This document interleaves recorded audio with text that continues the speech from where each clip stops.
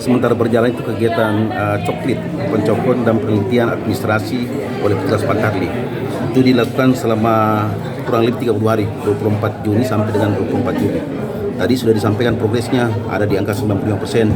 Harapan KPU Sulsel di tahapan ini kita sudah selesai selama 2 minggu 14 hari untuk memberikan ruang 2 minggu kemudian melakukan pencermatan termasuk berdiskusi dengan beberapa pihak terkait seperti Bawaslu, kemudian masyarakat jika ada tanggapan-tanggapan berkaitan dengan persiapan data pemilih seperti itu.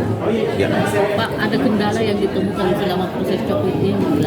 Sejauh ini tidak ada ya, jadi tidak ada karena teman-teman kabupaten kota itu selalu berkoordinasi ya. Sudah jelas flow-nya, sudah jelas secara teknis kegiatan Pantarli itu ya. Mungkin kendala-kendala ya secara geografis seperti di wilayah utara ya, kemudian Hulu sendiri, wilayah Pantuk Kepulauan yang sampai dengan sekarang memang progresnya yang masih tertinggal dibanding dengan daerah yang secara geografis lebih mudah ya. Itu selalu menjadi kendala-kendala geografis sebenarnya. Tapi pada prinsipnya secara teknis hampir tidak ada kendala.